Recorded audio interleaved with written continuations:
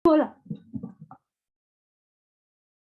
Assalamualaikum warahmatullahi wabarakatuh. Selamat siang, salam sejahtera untuk kita semuanya. Kali ini kami akan mempresentasikan materi mengenai perbedaan metode dan metodologi serta jenis-jenis metode penulisan dalam karya ilmiah. Perkenalkan, nama saya Nabila Putri Fairah dengan NIM 1905102048 dan teman saya Ina Anggarsa Ramadhani dengan NIM 1905102001. Baiklah, langsung saja kita mulai. Kepada Dina, saya persilahkan. Baiklah, terima kasih kepada Saudari Pira. Yang pertama kita akan membahas mengenai perbedaan metode dengan metodologi. Nah, kita masuk ke dalam metode. Metode atau metode secara harfiah berarti cara. Selain itu, metode atau metodik berasal dari bahasa Greka, meta, melalui atau melewati, dan hodos, jalan atau cara. Metode adalah prosedur atau cara yang ditempuh untuk mencapai tujuan tertentu. Kemudian ada satu istilah lain yang erat kaitannya dengan dua istilah ini, yakni teknik, yaitu cara yang spesifik dalam memecahkan masalah tertentu yang ditemukan dalam melaksanakan prosedur. Dan yang kedua, ada metodologi. Metodologi berasal dari bahasa Yunani, yaitu metodos dan logos. Kata metodos terdiri dari dua suku kata, yaitu meta, yang berarti melalui atau melewati, dan hodos, yang berarti jalan atau cara. Metode berarti suatu jalan yang dilalui untuk mencapai tujuan. Logos artinya ilmu. Metodologi adalah ilmu-ilmu atau cara yang digunakan untuk memperoleh kebenaran menggunakan penelusuran dengan tata cara tertentu dalam menemukan kebenaran. Nah, adapun pengertian dari metodologi penelitian adalah sekumpulan peraturan, kegiatan, prosedur yang digunakan oleh pelaku suatu disiplin ilmu. Metodologi juga merupakan analisis teoritis mengenai suatu cara atau metode. Untuk selanjutnya akan dijelaskan oleh Vira. Baik, terima kasih. Saya akan menjelaskan mengenai jenis-jenis metode dalam penulisan karya ilmiah. Nah, jenis-jenis metode penulisan dalam karya ilmiah terdiri dari yang pertama metode kualitatif. Metode kualitatif ialah metode riset yang sifatnya memberikan penjelasan dengan menggunakan analisis. Pada pelaksanaannya, metode ini bersifat subjektif, di mana proses penelitian lebih diperlihatkan dan cenderung lebih fokus pada landasan teori. Metode kualitatif ini sendiri memiliki tujuan untuk menjelaskan suatu fenomena dengan sedalam-dalamnya, dengan cara pengumpulan data yang sedalam-dalamnya pula, yang menunjukkan pentingnya kedalaman dan detail suatu data yang diteliti.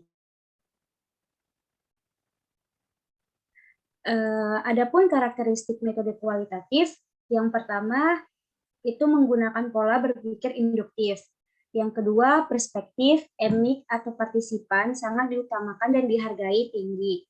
Ketiga, penelitian jenis kualitatif tidak menggunakan rancangan penelitian yang baku. Rancangan penelitian berkembang selama proses penelitian.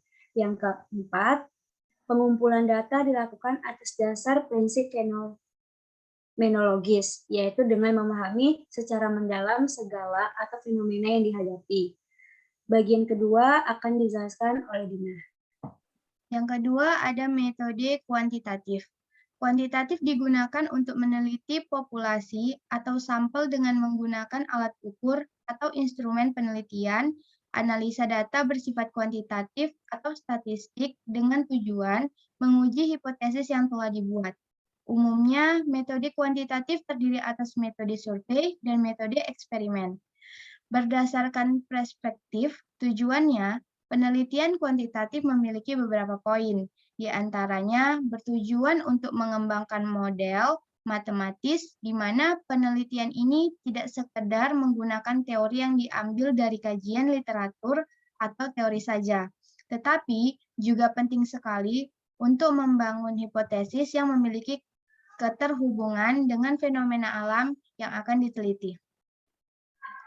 Nah, selanjutnya mengenai karakteristik metode kuantitatif. Yang pertama, menggunakan rancangan yang struktur, formal, dan spesifik yang disertai rancangan operasional yang mendetail. Yang kedua, data yang dikumpulkan bersifat kuantitatif atau dapat dikuantitatifkan dengan menghitung atau mengukur. Yang ketiga, seringkali bersifat momentum atau menggunakan selang waktu tertentu atau waktu yang digunakan itu pendek, kecuali untuk maksud tertentu. Yang keempat, membutuhkan hipotesis atau pernyataan yang perlu dijawab untuk membimbing arah dan pencapaian penelitian. Dan yang terakhir, analisis data dilakukan dengan menggunakan statistik, baik statistik deskriptif atau statistik inferensial. Untuk selanjutnya akan dijelaskan oleh Vira. Baik, yang ketiga itu metode survei. Metode survei merupakan suatu metode yang digunakan untuk mendapatkan hasil riset dalam bentuk opini atau pendapat dari orang lain yang berinteraksi langsung dengan objek yang diamati. Tujuan dari metode survei ini adalah untuk mendapatkan gambaran umum melalui sampel beberapa orang. Adapun beberapa langkah teknis dalam metode penelitian survei, antara lain, pertama, merumuskan masalah penelitian dan menuliskan tujuan penelitian survei. Kedua, menuliskan manfaat penelitian survei secara akademik dan atau secara praktis. Ketiga, menentukan konsep dan hipotesis penelitian jika diperlukan. Keempat, mengumpulkan informasi dari hasil penelitian terkait yang sudah dilakukan sebelumnya. Dan yang terakhir, menentukan sampel penelitian. Selanjutnya akan dibahas oleh Dina. Selanjutnya, metode ex post facto. Penelitian ex post facto merupakan penelitian yang bertujuan menemukan penyebab yang memungkinkan perubahan perilaku, gejala, atau fenomena yang disebabkan oleh suatu peristiwa. Perilaku atau hal-hal yang menyebabkan perubahan pada variabel bebas yang secara keseluruhannya sudah terjadi.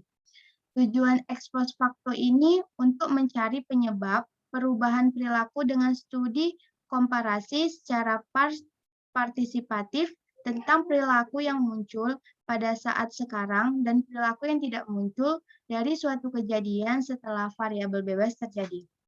Untuk karakteristik penelitian ex post facto ini terdiri dari 4. Yang pertama, ada data dikumpulkan setelah semua peristiwa terjadi.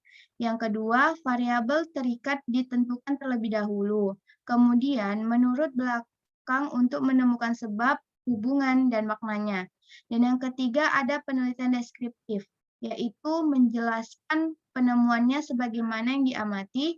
Dan yang keempat, ada penelitian korelasional, yaitu mencoba menemukan hubungan kasual fenomena yang diteliti.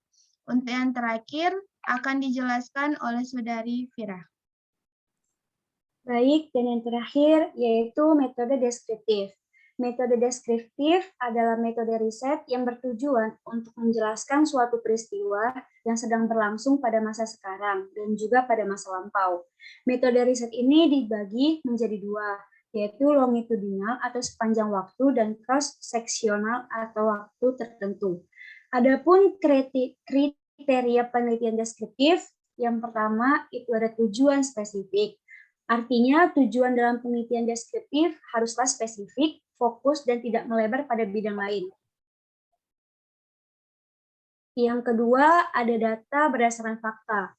Maksudnya, data-data yang digunakan dalam penelitian deskriptif merupakan fakta-fakta yang ditemukan, yaitu berupa fenomena, peristiwa, berdasarkan kejadian masyarakat. Ketiga, permasalahan menarik dibahas atau diteliti. Artinya, permasalahan dalam penelitian deskriptif haruslah menarik dan layak untuk dibahas atau diteliti, supaya mendapatkan hasil dengan sudut pandang yang baru di masyarakat.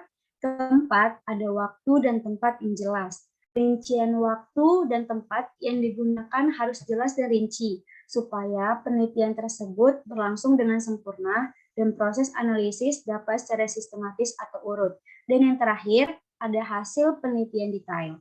Artinya, hasil penelitian sangat memperhatikan proses analisis, waktu, dan tempat yang sistematis, sehingga hasil yang didapatkan detail dan jelas. Sekian penjelasan dari kami. Jika ada kekurangan dan salah kata, mohon dimaafkan. Terima kasih. Wassalamualaikum warahmatullahi wabarakatuh.